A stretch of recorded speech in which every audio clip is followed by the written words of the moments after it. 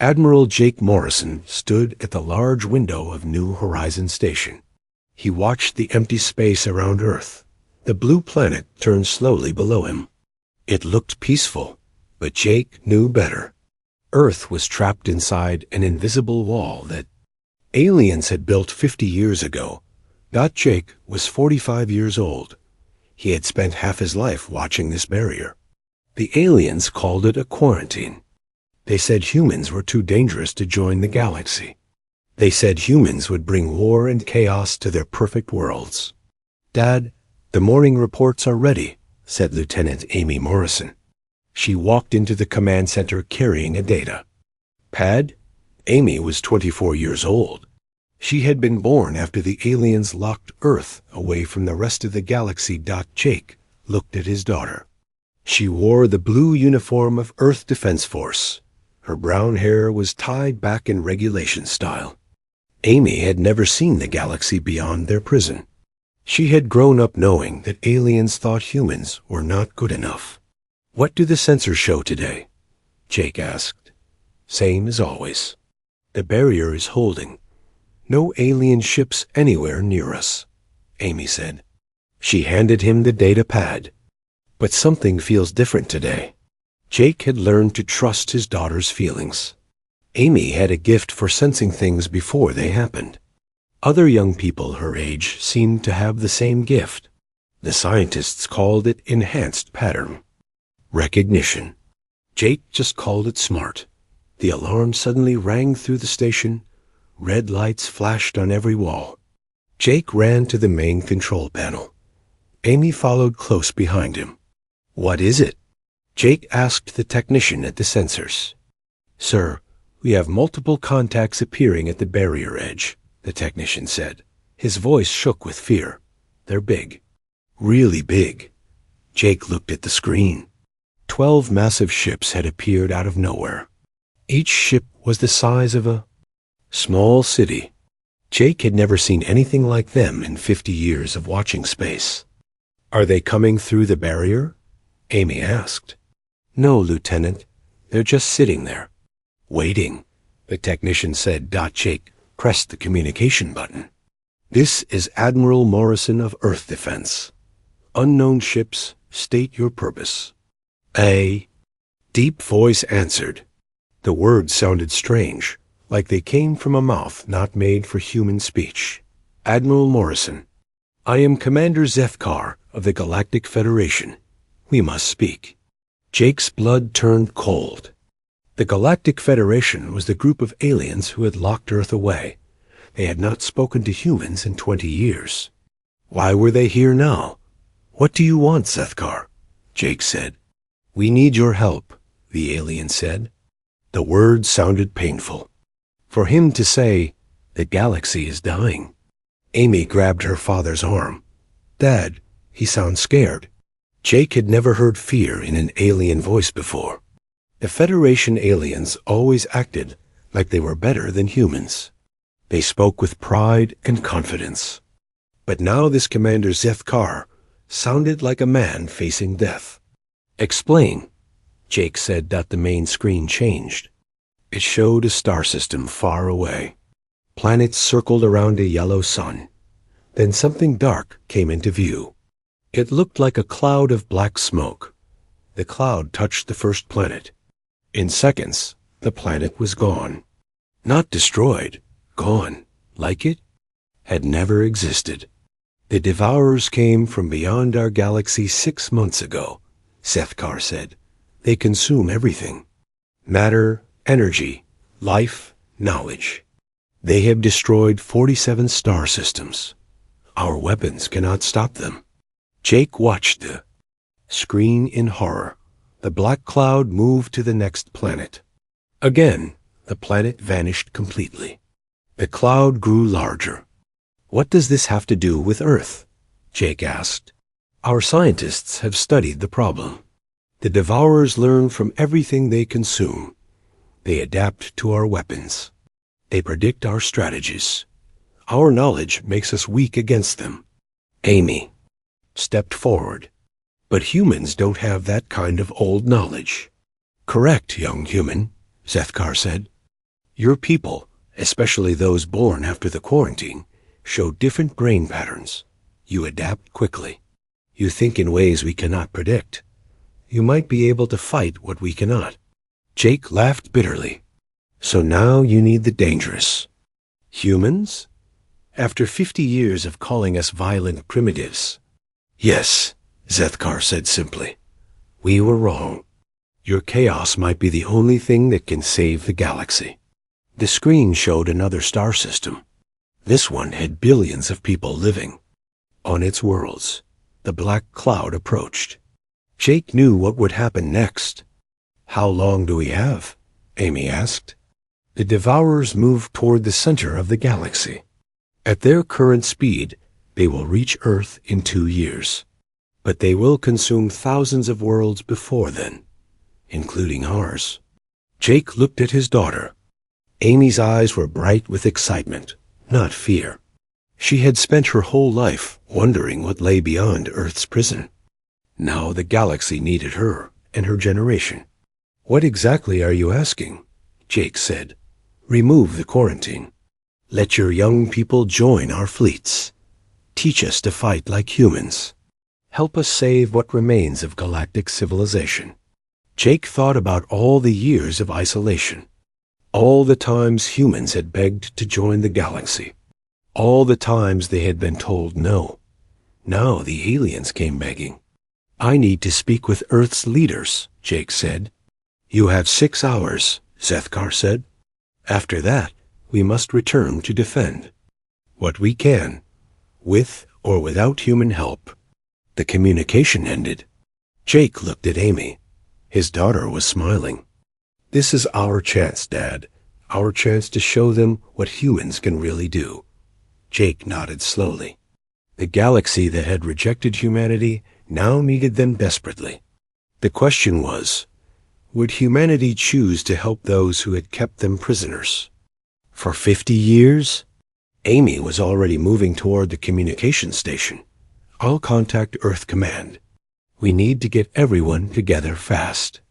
Jake watched his daughter work. She moved with confidence and purpose. Maybe the aliens were right. Maybe Earth's young people really were different.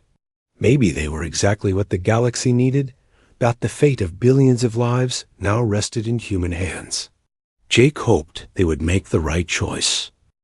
Dr. Lisa Chun stood in the biggest meeting room on Earth. Leaders from every nation sat around the long table. President Robert Hayes looked tired and angry. He was 70 years old and remembered the day the aliens first came to Earth. "They want our help now?" President Hayes said. His voice was full of bitterness. "After 50 years of treating us like criminals?" Lisa nodded. She had spent the last 4 hours studying the alien data about the Devourers. The information was terrifying. "The threat is real, Mr. President. These creatures have already destroyed billions of lives." "That's not our problem," said General Patricia Wong. She was 62 and had spent her career preparing for alien invasion. "They made their choice when they locked us away." Amy Morrison entered the room with several other young officers. Captain Ben Martinez walked beside her. Ben was 24, the same age as Amy. They had grown up together on the space stations around Earth. "Permission to speak, Mr. President," Amy said. President Hayes waved his hand. "Go ahead, Lieutenant." "Sir, we've been analyzing the Federation's military data. Their strategies are thousands of years old. They follow the same patterns over and over. That's why the Devourers can predict their moves." Ben stepped forward. "We ran computer simulations using human tactics. Our success rate was 3 times higher than theirs. Computer games are not real war," General Wong said. Engineer. Katie Sullivan entered the room carrying a tablet. She was 22 and had been working on alien technology since she was a teenager. "General, I've been studying their weapon systems. They're incredibly advanced, but completely inflexible. They can't adapt when something unexpected happens." Katie showed her tablet to the room. "Look at this." Their main battle cruiser has 47 different weapon systems, but they can only use them in predetermined combinations. A human ship with 5 weapons could outfight it by being unpredictable. President Hayes shook his head. These are children talking about fighting an enemy that destroyed civilizations millions of years old. Maybe that's exactly why we can win, Amy said. We don't think like them. We don't have millions of years of rules telling us what we can't do. Lisa Chun activated the wall screen. It showed the galaxy map. Red dots marked where the Devourers had struck. The pattern is clear. They're moving toward the galactic center. But they're not just consuming planets randomly. They're targeting worlds with the most knowledge and history. Smart enemies, Ben said. They eat the smart guys first. Which makes the Federation's ancient species perfect targets, Katie added. But Earth's young people? We're the opposite of what they're hunting. President Hayes stood up. He walked to the window and looked at the sky. You're asking me to send our children to fight humanity's enemies? No, sir, Amy said. We're asking you to let us help save the galaxy. The room went quiet. Lisa Chun looked at the young faces around her. These people had never known a world without the alien quarantine. They had grown up dreaming of the stars while being told they could never reach them. Ben Martinez spoke again. Mr. President, we've been preparing for this our whole lives. Every simulation, every training exercise, every strategy game. And getting ready to prove that humans belong in the galaxy. The Federation Council is waiting for our answer, Lisa said. Commander Zethkar's ships are still at the barrier. President Hayes turned back to the room. Dr. Chun, what's your professional opinion? Can these young people really make a difference? Lisa had studied human brain development for 20 years. She had watched Amy's generation grow up. They were different from older humans in ways she was still trying to understand. Their neural plasticity is remarkable, Lisa said.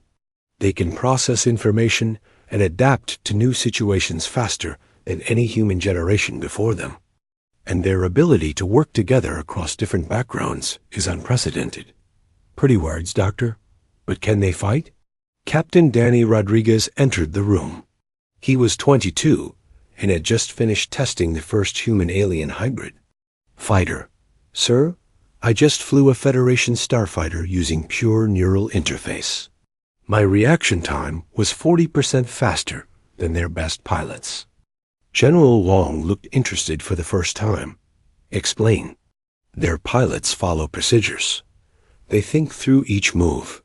But humans can act on instinct. We feel the ship instead of thinking about it. Katie Sullivan added, It's like the difference between reading music and playing jazz. They read the notes perfectly. We make music. Amy walked to the galaxy map. She pointed at the advancing red dots. Every day we wait, more people die. These Devourers aren't going to stop. They're not going to negotiate. They just consume everything. And if we help the Federation, they'll finally accept us as equals, Ben said. President Hayes laughed bitterly. Equals? They still think we're dangerous primitives. This Zethkar fellow can barely hide his disgust when he talks to us. Then we'll prove him wrong, Amy said simply. The room fell silent again. Lisa Chun watched the older leaders struggle with 50 years of anger and hurt. But she also saw the determination in the young faces around her. There's something else, Katie said quietly. I've been studying the Devourer attack patterns. They're not just random destroyers. They're learning. Every world they consume makes them smarter. What does that mean? President Hayes asked. It means waiting makes them stronger. Every day we delay, they become harder to stop. Ben Martinez stepped forward. Sir, my generation didn't choose to be locked away from the galaxy, but we can choose to save it. Amy nodded. We're not doing this for the Federation. We're doing it because it's right. Lisa Chun felt a chill run down her spine. She had spent her career studying alien life. But watching these young humans, she realized something important. They weren't just different from their parents. They were different from any humans who had ever lived. President Hayes walked back to the table. He sat down heavily in his chair. If we do this, it's not a favor to the Federation. It's humanity showing the galaxy who we really are. Yes, sir, Amy said. And if you fail, Earth becomes the next target anyway.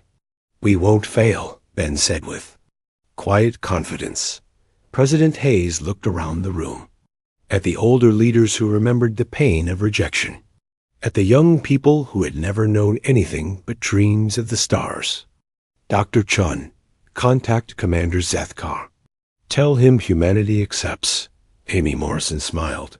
For the first time in 50 years, humans would travel to the stars, not as prisoners or refugees, but as the galaxy's last hope. The young people began making plans immediately.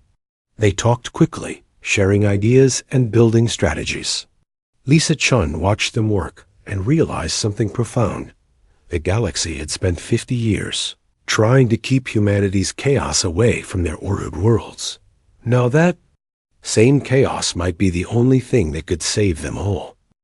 Danny Rodriguez climbed into the alien fighter ship. His hands shook as he touched the strange controls. The cockpit was built for creatures with 4 arms, but human engineers had modified it in just 2 days. Remember, Danny, Katie Sullivan said through his helmet radio. Don't think about what the controls do. Just feel what you want the ship to do. Danny nodded. He was on the Federation flagship, surrounded by alien technology that was older than human civilization. But he felt excited, not scared. This was what he had trained for his whole life. The alien flight instructor was named Velinara. She was from a species that looked like giant insects. She had been flying for over 200 years. She did not think humans could learn to fly Federation ships.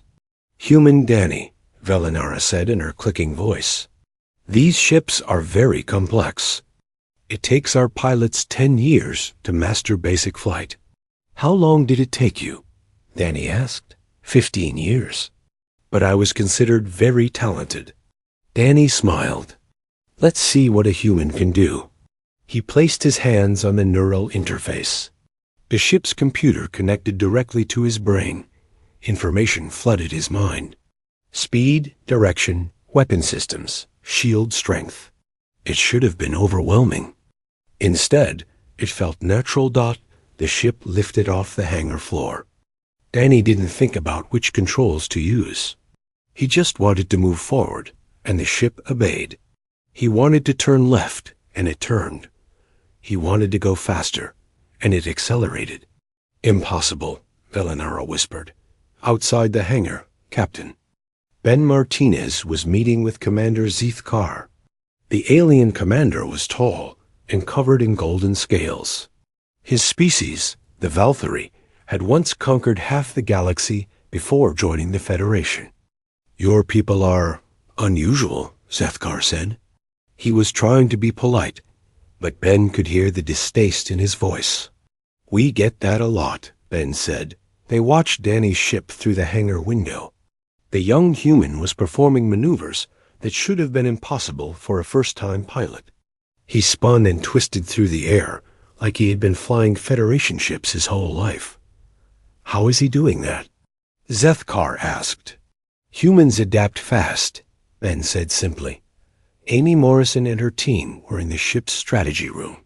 They were studying star maps with Federation officers from 12 different species. Each alien had centuries of military experience. Amy was 24 years old. The Devourers will attack the Alta system next, said Commander Track, a reptilian creature with silver scales. We have 47 warships defending it. That won't be enough, Amy said, looking at the tactical display. They've consumed 47 systems already. They know exactly how Federation ships fight. What do you suggest, young human?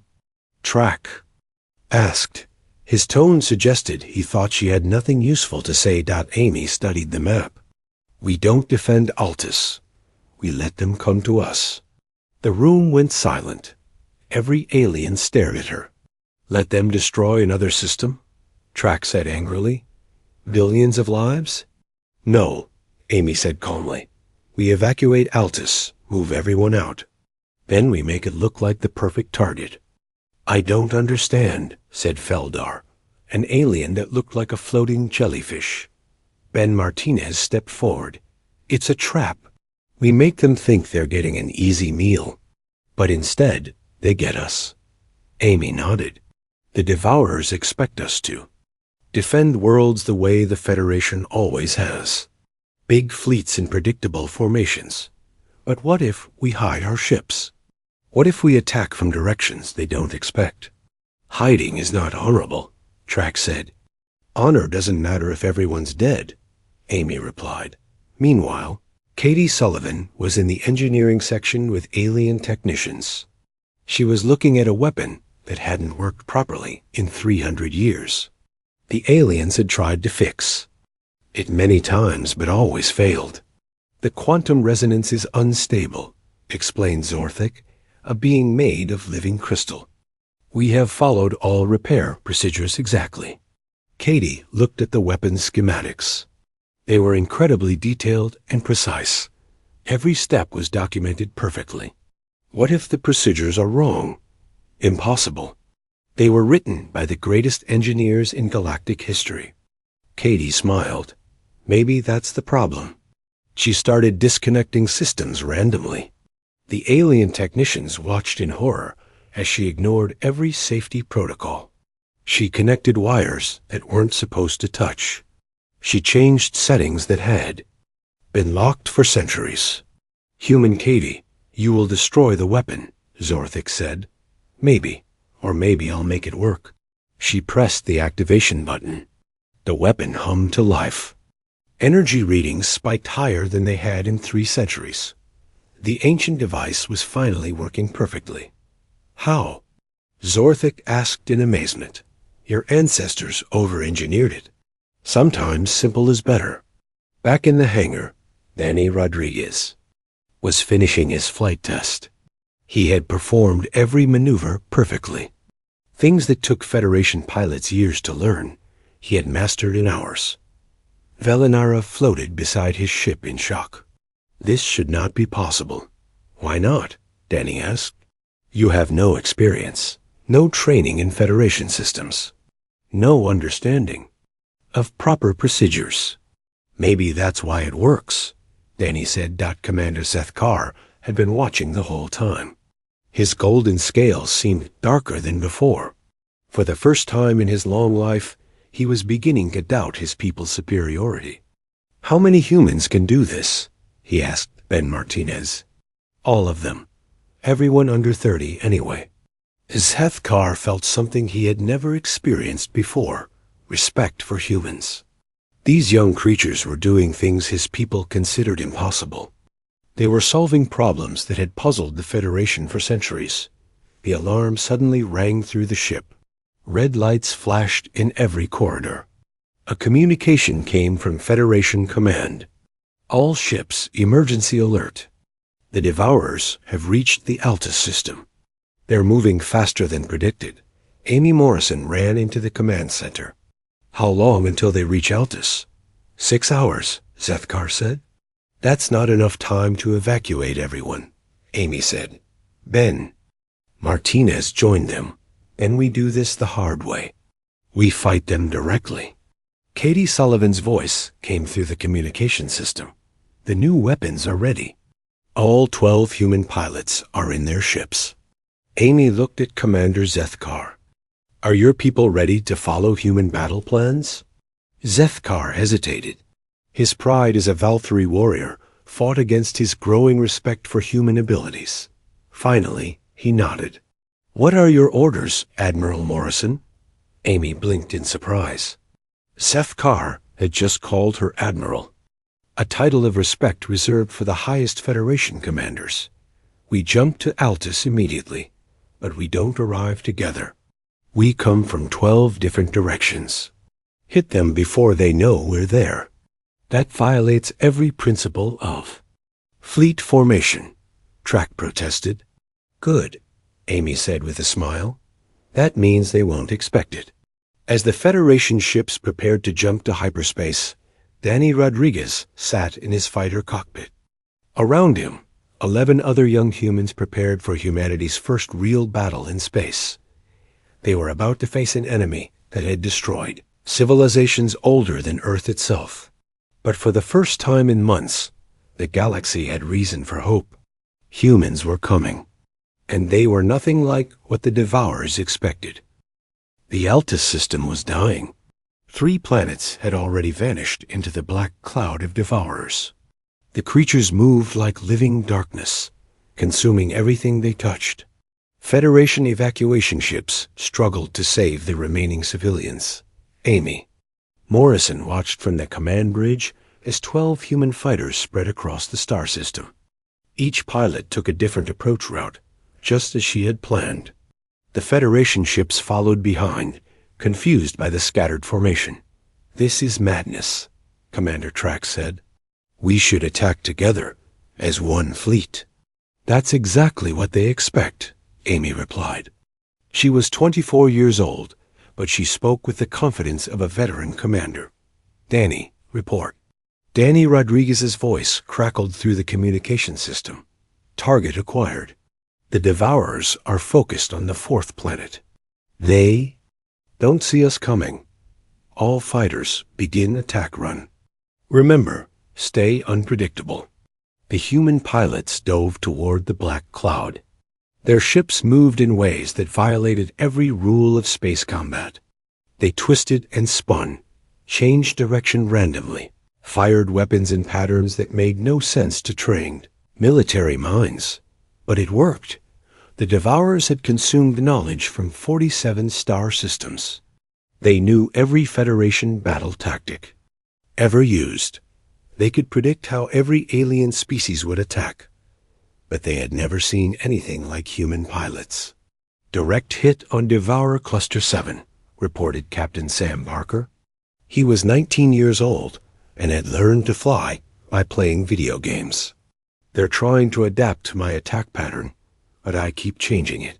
Katie Sullivan monitored the battle from the engineering station. Her weapons modifications were working perfectly. The Devourers couldn't absorb energy that was constantly changing frequency. Katie, can you disrupt their communication? Amy asked. Already on it, Katie replied. She activated her newest invention, the Chaos Field Generator. Immediately, the Devourer cloud began to fragment. The creatures could no longer coordinate their movements. Commander Zeth Carr watched in amazement.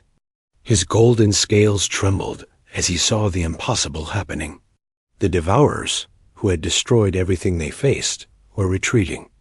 How are they doing this? He whispered to Ben Martinez. We don't fight like you do, Ben said. We don't follow rules, we just adapt. The battle lasted only 20 minutes.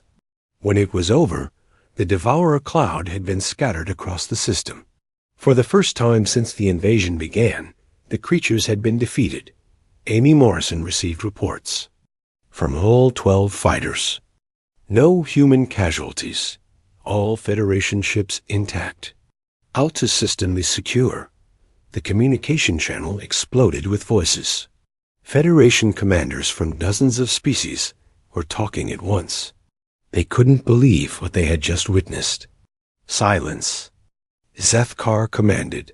The channel went quiet. Admiral Morrison, you have achieved the impossible.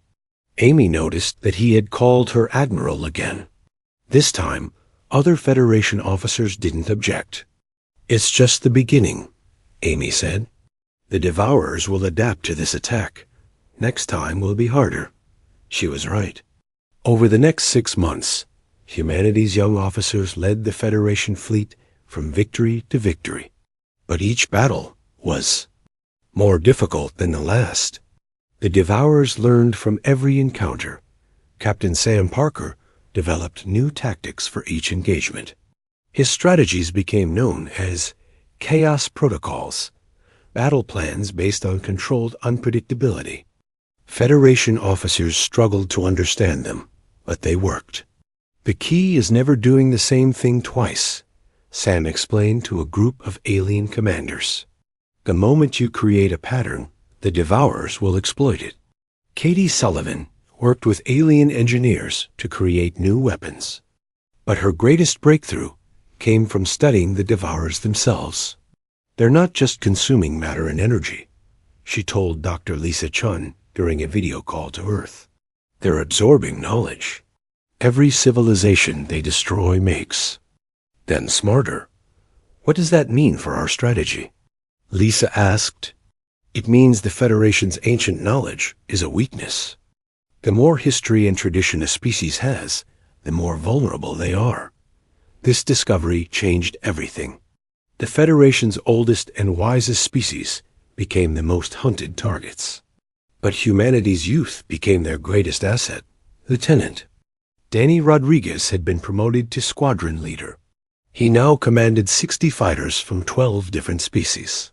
But only the human pilots could adapt fast enough to stay ahead of the Devourers. The alien pilots are too well trained, Danny reported to Amy. They follow procedures perfectly. But that makes them predictable. Amy understood. The same disciplined thinking that had made the Federation great was now their weakness. Only the chaos of human creativity could match the Devourers. Adaptability. The final test came at the Federation capital world of Centris Prime. The Devourers had learned from every previous battle. They came prepared for human tactics. Commander Zethkar requested a private meeting with Amy before the battle. They met in his personal quarters, surrounded by artifacts from 1,000 conquered worlds. Admiral Morrison, he began and stopped. May I call you Amy? Of course. Amy, I must tell you something. When we first came to Earth, I voted to destroy your planet entirely. I thought humans were too dangerous to exist. Amy waited for him. To continue, I was wrong. Not about humans being dangerous. You are the most dangerous species in the galaxy. But that danger is exactly what we need. What are you saying, Zethkar? The alien commander knelt before her. His golden scales gleamed in the dim light. I am requesting permission to serve.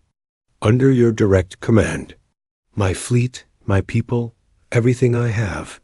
Amy stared at him in shock. You're asking a human to command your entire species? I am asking the galaxy's best military mind to save us all. The battle for Centris Prime was unlike anything the galaxy had ever seen. Amy Morrison commanded over 2,000 ships from 12 species. But the real key was her strategy. Instead of fighting as a unified fleet, she deliberately broke her forces into hundreds of small groups. Each group acted independently, following no set pattern. The human pilots led by pure instinct, while the alien crews learned to abandon their rigid procedures. All ships forget everything you've been taught, Amy announced. Fight like humans. Be unpredictable. Be chaotic. Be alive. The Devourers had prepared for human tactics, but they hadn't prepared for an entire galaxy fighting like humans. Katie Sullivan's chaos field generators created zones of pure technological disorder. In these areas, the Devourers couldn't process information fast enough to adapt. They became confused and vulnerable. The battle raged for 6 hours. When it ended, the Devourer force was completely destroyed. Not scattered or retreating, but eliminated entirely. Amy Morrison stood on the bridge of Zethkar's flagship. Around her, alien officers from 12 species awaited her orders. The 24-year-old human had become the supreme commander of galactic civilization. Status report, she said. All Devourer forces in this sector are eliminated, reported. Commander Track. He no longer spoke to her with disrespect. The capital is safe. Zethkar approached Amy. His golden scales now bore human military insignia alongside his own. "Admiral, the Federation Council is requesting your presence. They wish to discuss the future of galactic defense." Amy looked out at the stars. Somewhere out there, more devourers were still consuming worlds. But for the first time since the invasion began, she felt hope. "Tell the Council we'll discuss it after we've won the war," she said. The galaxy that had once hated humanity now looked to Earth's children for salvation. And Amy Morrison, who had grown up in the shadow of alien rejection, was ready to lead them all to victory. 1 year after the Battle of Centris Prime, Admiral Amy Morrison stood before the Galactic Assembly. Representatives from all 12 Federation species filled the massive chamber. They had gathered to witness something that had never happened. "In galactic history, the war is over," Amy announced. Her voice carried across the chamber without amplification. At 25, she commanded more respect than generals with centuries of experience. The last devourer stronghold has fallen. The chamber erupted in celebration. Beings from across the galaxy cheered and sang in dozens of different languages. But Amy wasn't finished speaking. "We didn't win this war with superior weapons or ancient wisdom," she continued. "We won because we learned to think differently. We won because we embraced chaos instead of fearing it." Commander Zethkar stood at his place among the Valkyrie delegation. The golden-scaled warrior now wore human military decorations alongside his own honors. He had personally requested them. "From Earth's government, the humans taught us that strength comes from adaptability, not tradition," he said. "They showed us that being unpredictable is better than being perfect." Captain Sam Parker, now General Parker at age 20, addressed the assembly next. "The Devourers consumed knowledge and used it against us. But they couldn't consume what? We hadn't learned yet. Our ignorance became our strength." The Federation Supreme Chancellor, an ancient being called Morgan, rose from his seat. He was over 3,000 years old and had ruled the galaxy for centuries. "The Federation Council has reached a unanimous decision," Mordan said. "We formally request that humanity take leadership of galactic civilization." The chamber fell silent. Amy Morrison looked around at the assembled representatives. These were species that had existed for millions of years. They had built the greatest civilization in galactic history, and now they were asking humans to lead them. "We appreciate the honor," Amy said carefully. "But humans don't want to rule the galaxy. We want to explore it." Katie Sullivan stepped forward. She was now Director of Galactic Technology Development. "We propose something different. Instead of one species ruling others, we create something new. A partnership based on what each species does best." Ben Martinez, now Admiral of the Joint Defense Fleet, nodded. "Humans will handle exploration and adaptation, but we need Valkyrie strength, Nexari intelligence, and the wisdom of all our allies." Dr. Lisa Chun had traveled from Earth for this historic moment. As humanity's chief representative, she spoke for the older generation. 50 years ago, you locked us away because you feared our chaos," she said. "Today, that same chaos saved your worlds. Perhaps it's time to stop fearing what makes us different." The Nexari representative, a crystalline being named Shalthis, spoke next. "The humans have proven that new ideas are more valuable than old knowledge. We request permission to study alongside them." "Granted," Amy said immediately. Katie set up the new research programs. Commander Trock of the reptilian Saurians had been quiet during the assembly. Finally, he stood to speak. "I fought against human leadership. I called their methods dishonorable. I was wrong." He walked to the center of the chamber and knelt before Amy Morrison. "I formally request that the Saurian fleet be placed under permanent human command." One by one, representatives from every species made the same request. The Alvari traders wanted human oversight of galactic commerce. The Zephyrians asked for human help with their exploration missions. Even the proud Valkyrie warriors requested human. Strategic Leadership. Amy watched in amazement as the galaxy's greatest civilizations voluntarily submitted to Earth's guidance. But she also felt the weight of responsibility. "We accept these partnerships," she said finally, "but only as equals working together, not as rulers commanding subjects." 6 months later, the first Interspecies Innovation Institute opened on the moon of Kepler 442b. Katie Sullivan stood before 500 students from across the galaxy. The youngest was barely adult by their species standards. The oldest was 300 years old. "Today we start something new," Katie told them. "We're not here to learn old ways of doing things. We're here to invent new ways that nobody has tried before." A young Nexari student raised a crystalline appendage. "Teacher Katie, what if we make mistakes?"